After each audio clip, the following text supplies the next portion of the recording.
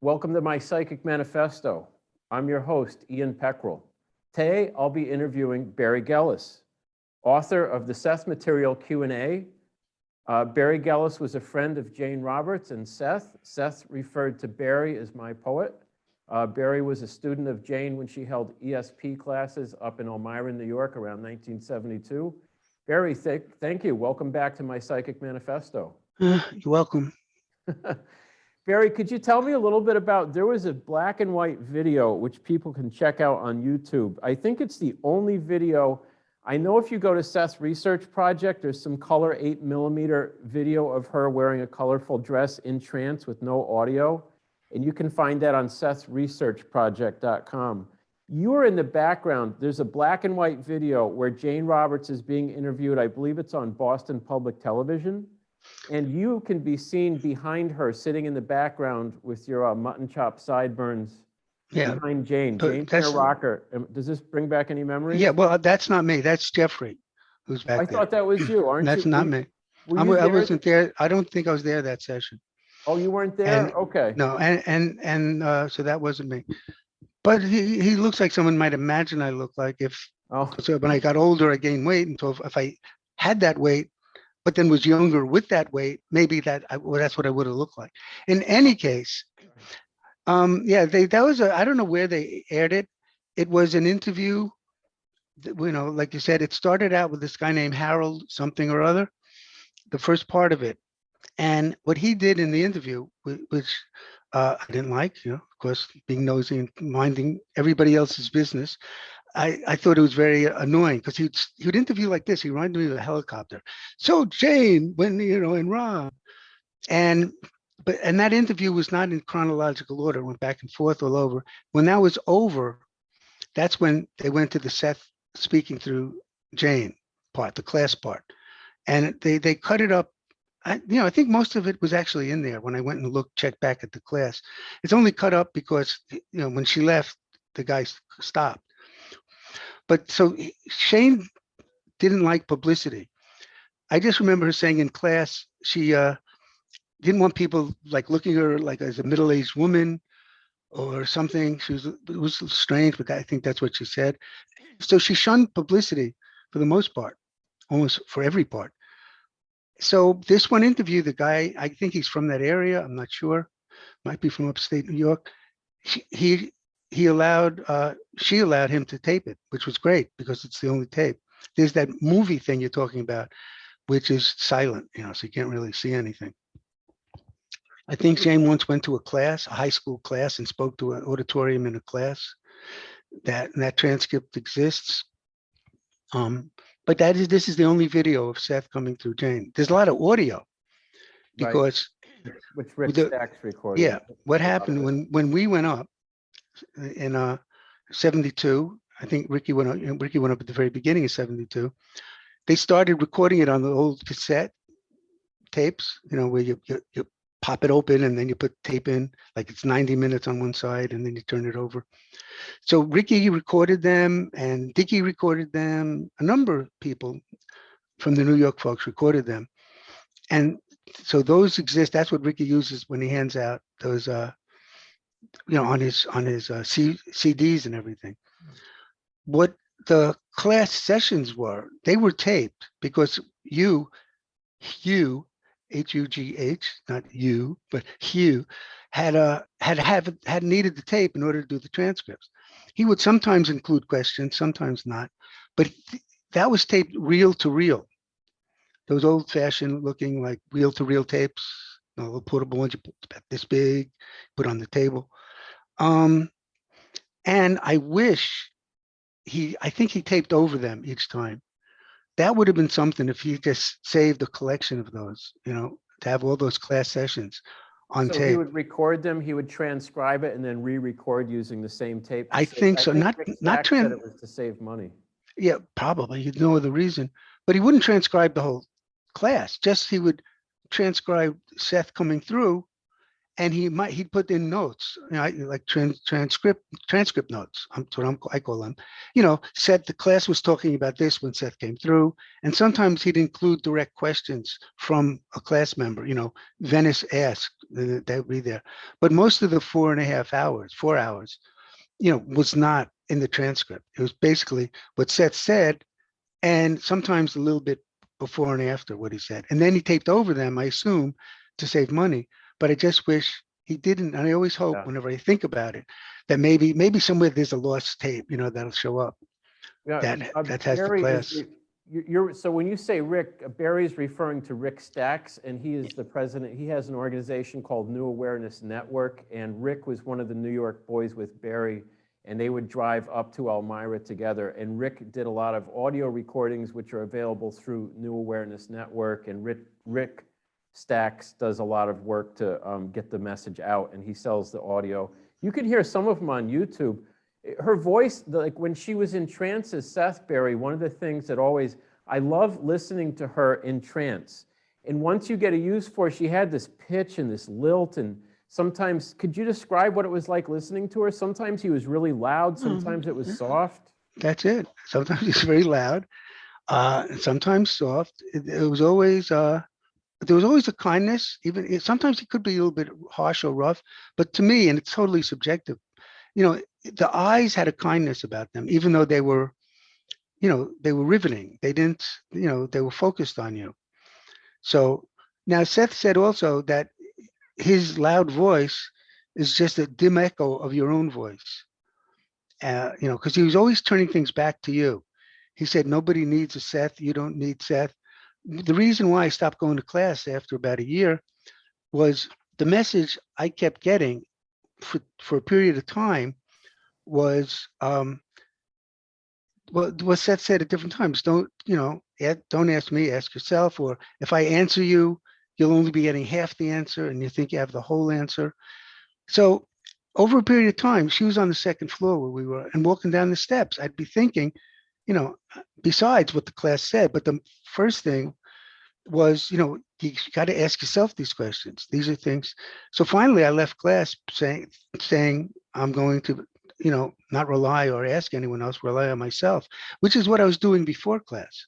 It wasn't like, as I said, I wasn't looking for Seth or for anybody outside myself. It just came about through Ricky and Dicky, who you could explain who they were. And I explained it in the first show. And, so it was, so it was time to go when the message I got was don't ask me, ask yourself. And it's been very helpful. I continue on that. And a lot of times now, or earlier, I'll think of something and then I will say, but I didn't find it in the book or anything. But then if it would come up in a conversation or whatever, I would look in the book to say, this is what Seth said. And always it's in there in his words, but it was what I was saying. So, we all have this inner wisdom inside of us. We all have Seth, not Seth, but we all have our own entity or in whatever it's called that's in us. So nobody needs a Seth from that point of view. We have it within us. And people who don't know how to read have it. Tribes in South America, Africa, places in, who knows, Alaska, I don't know where they are. They're in touch with it. They know it. If they know it, they know it. It's something that's not outside of us. So nobody should feel, and Seth would push that. You have the power, you have the understanding. This is, you don't need me.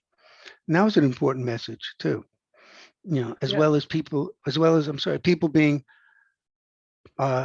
human nature being good, loving, and compassionate, good and loving.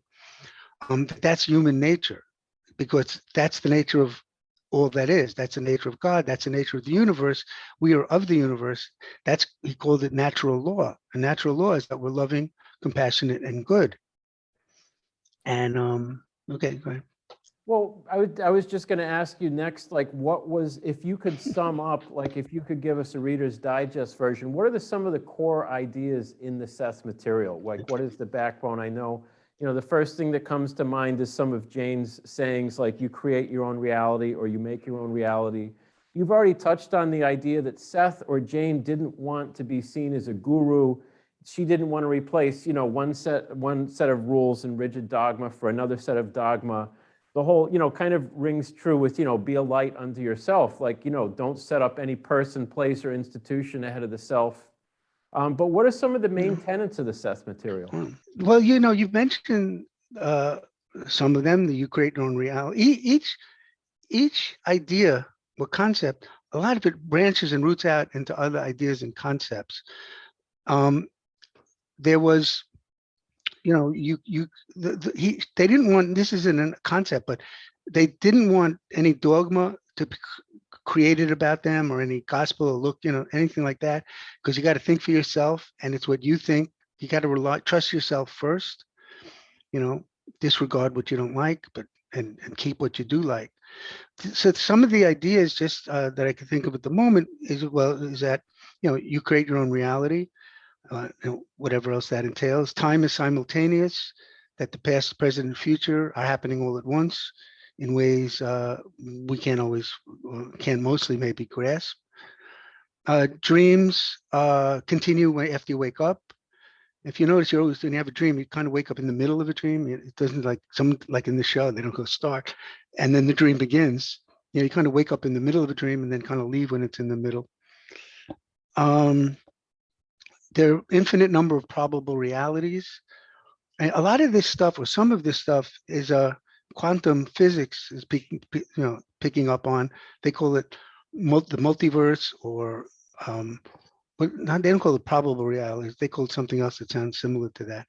So every time like you have a decision to make, you're creating a reality in which that decision was made. If you had 10 decisions, you're creating 10 different realities. That's why the grandfather paradox that people talk about in science more. Well, if you kill your own grandfather, then where would you be? Well, you would have created an offshoot reality in which you weren't there in the first place.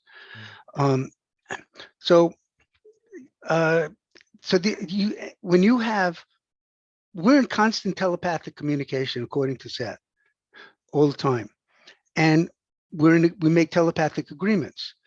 So, and when we make these agreements, we do them outside of linear time.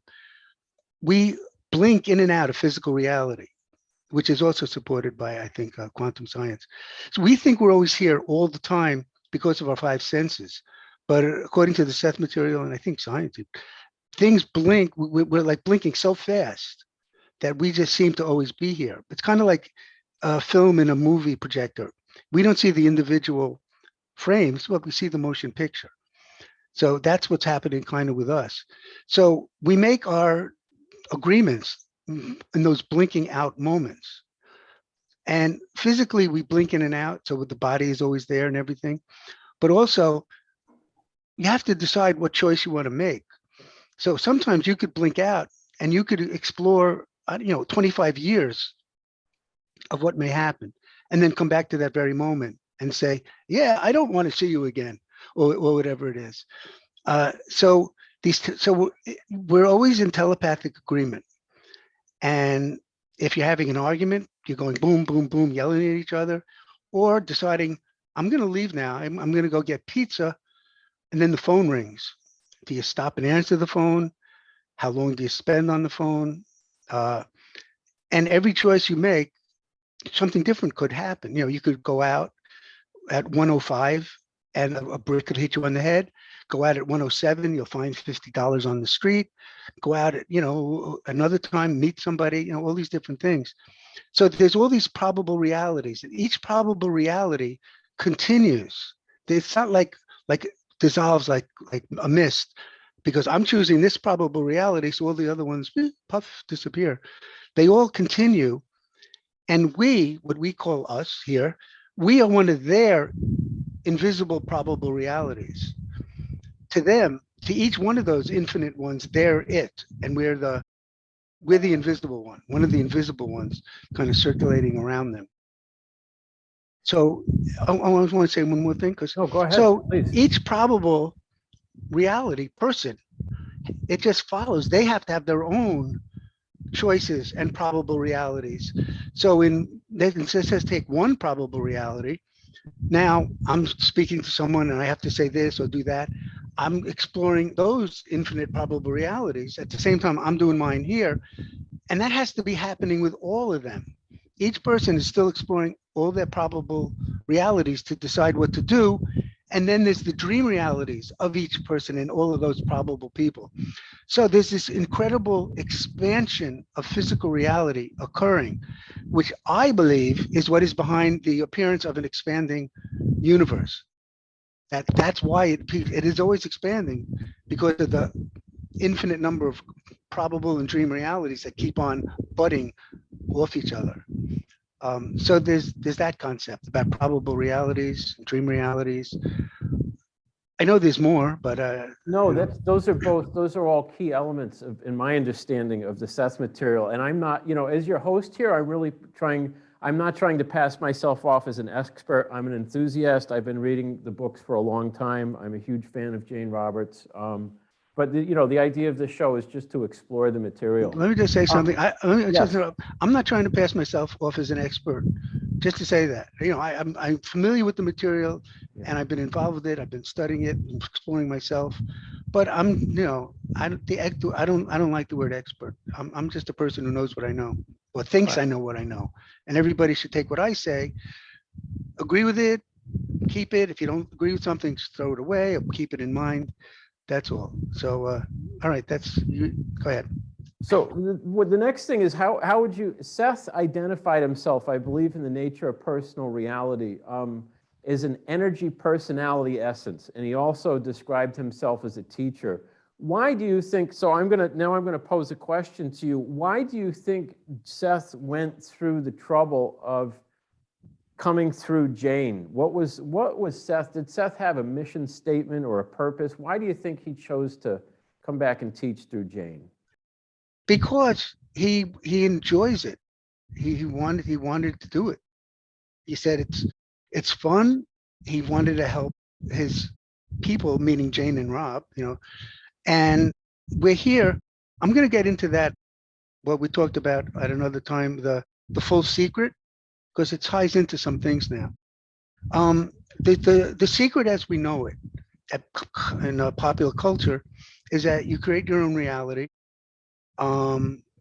with your thoughts and beliefs, and usually it's focused on abundance. You could have all the money you want or anything you want because you create your own reality. That is in the Seth material too. But what isn't in the Seth material is that we're here to help others, to help and not harm. And that's it's intrinsic within us. It's something we must do. It's something we should do because it's our nature to do it. And when we help others, we get a feeling of joy because there's a joy in acting in harmony with your own nature. So the full secret would be you create your own reality via thoughts, beliefs, emotions, expectations, let's say. And in so doing, you are to include helping and not harming others. And Seth says, when those two things are learned, you're ready to leave the reincarnation cycle behind, and in his words, no longer be a human being. And you go on to other realities in which reality creation is more instant, more intense, and more spontaneous. But we created physical reality, or F1 as he calls it, framework one. We created physical reality because we needed physical reality. We already had non-physical reality. But in physical reality, we needed linear time, which many people say, oh, time doesn't exist. It's all simultaneous. It exists in physical reality. We need linear time to give us the pause of reflection. That's how we learn not to harm others. When you do a harmful act, there's an instinct we instilled in ourselves that Seth refers to as guilt, natural guilt and violations. And what it is, it's not guilt, like it's okay. You violate, it's not that you're violating another person, which you're violating your own instincts, your own nature. It's a violation of your own nature. That's the violation. And the guilt, what he calls natural guilt, is this inner tugging you get when you are to repeat a harmful act.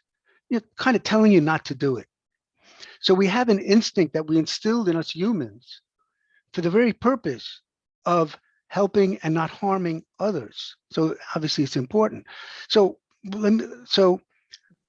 once Seth said, once these lessons are learned, you create your own reality and you're to help and not harm others, as I said, then you're ready to move on. You needed linear time. You need the vulnerability of physical reality. And you needed the idea of physical death. Death is real in physical reality, not in the expansive terms. You don't really die over in the expansive terms. But we needed the vulnerability in order to learn the compassion and to act in harmony with our love, compassion, and goodness. So these are how all these things are connected. Mary said one idea is connected to another, and this is how all this is connected. I don't remember exactly where we started this little segment here, but that's where the full secret fits in. And you have to connect the dots with the Seth material because it's not in one place. Right. And this is said here, this is said here. And when you put it together and are aware of it, it's an obvious picture. But this is why Seth doesn't connect the dots, because then, like he said in class, you'll think you know it and you don't. You have to find the answers. You have to connect the dots. He didn't use those words. That's one thing I've noticed with the Seth material, as opposed to a lot of other, say, systems or teachers, is there is definitely a lot of assembly required. There's a lot of heavy lifting required on the side of the readers. And what you're talking about, like the idea of natural guilt, Seth describes that. You said when you were going to class, Jane, in 1972, when you were going up to Jane's class in Elmira, Seth was in the process of dictating Seth's second book called The Nature of Personal Reality. And there's at least one or two chapters dedicated to, I forget the name of them, but dedicated to the ideas of natural guilt. Could you tell us a little bit about what's the difference between, like, when I think like guilt and shame, I think about like, feeling horrible about myself or something I've done. And like the idea, I was raised as a Christian. So like, what's the difference between natural guilt and the idea of, say, original sin? Yeah, well, forget original sin for the moment. Let's just say he calls about natural guilt and artificial guilt. Yeah. And he said that they could feel the same, but it has nothing to do with blame or shame or anything else. Natural guilt, he said that the animals naturally, biologically, there's a biological spirituality that we have and animals have. He says animals have this unconsciously or subconsciously. They have this. As people, we're supposed to learn it consciously, to learn to choose it. So the idea of natural guilt fits in when you're going against your nature, which is love, compassion, and goodness. You get a little part of yourself, inner self, or whatever it is, that tells you in the pause of reflection, linear time, the pause of reflection before you act, don't do that. It's not the right thing to do, or whatever the wording, I guess a person would tell himself or herself. So guilt, like Seth went through a list once, like about what is a violation, like a lie sometimes could be a violation. This isn't. Some things are never a violation, but a lot of the things on this short list, I mean, it might have been 10 things on it, are things like you're saying about church or just societal things.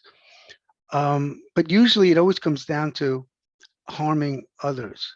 He said, well, even to to kill someone, when you think self-defense is the only possible thing in order to avoid being killed yourself, he said that isn't even, shouldn't do that. But most of us aren't in that situation. And also you could stop someone from harming you or killing you without killing them. It's not one choice or the other. What was the purpose of the Seth classes in Elmira? You said, Seth was a teacher just because he enjoys doing it. He was, that's kind of his nature. The whole purpose, I'm sorry to interrupt. If I interrupt too much, just let me know. No, you're doing great. If the whole purpose of the material, as far as I gather from the material, is the full secret, as I just said, it's to learn over a number of lifetimes that you create your own reality via beliefs, thoughts, expectations, etc. And in so doing, you are to include helping and not harming others. I'm saying to include, because the idea isn't, oh, don't do anything, but just help others and you don't count. The idea of sacrifice or self-sacrifice, like that. And also part of helping others is that it is not an obligation. That's why Seth says if it's not fun, don't do it. He just doesn't mean simply, in my opinion, well, anything that's not fun, just don't do. And maybe you should or shouldn't. I'm not saying that.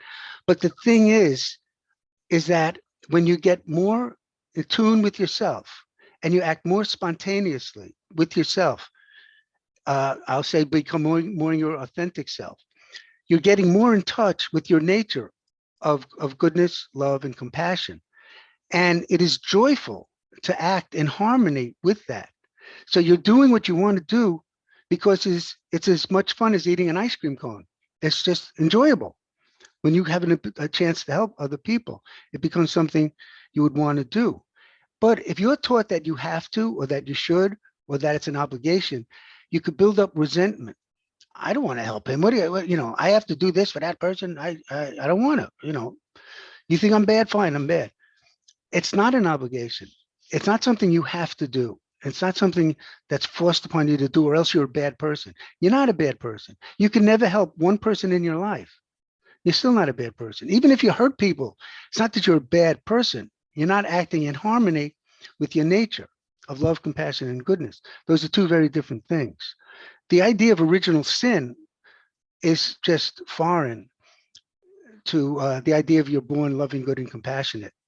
That's just a crazy Christian thing, whatever religions believe in, that you're damned and doomed just because you're born. It's like, flawed by the way we're designed. Right? Vomiting. Right. Go ahead. I'm sorry. No, well, that was the idea, I think, of, Seth was trying to get us to look, leave the official line of consciousness by realizing that we are not fundamentally flawed. Like, you get the idea of original sin, or the Buddhist idea that, that we really need to, like, destroy the ego and desires are bad.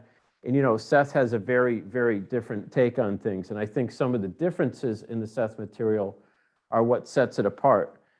So it's not that we're not fundamentally flawed. We're not flawed. We are perfect with our imperfections. God, according to Seth, or all that is not perfect either. Everything's in a state of becoming. All that is, or God is learning through us. And it's not there's no end state like nirvana. There's no end state you reach and then it's done. You're always learning. And as I said, when you leave the human race behind, go on to this other dimension, let's say, whatever, that's not an end either. It keeps on going. So there's no end state. We're not flawed at all. And we're perfect with our imperfections. And perfection is a state of becoming. So that's how I would sum up that perfection line and original sin. Okay. Well, hey, thank you, Barrie. We're going to take another break, and we're going to break this into another segment. Thank you, Barrie, for joining us at My Psychic Manifesto. I'm your host, Ian Peckrell, and the experiment continues. See you next time.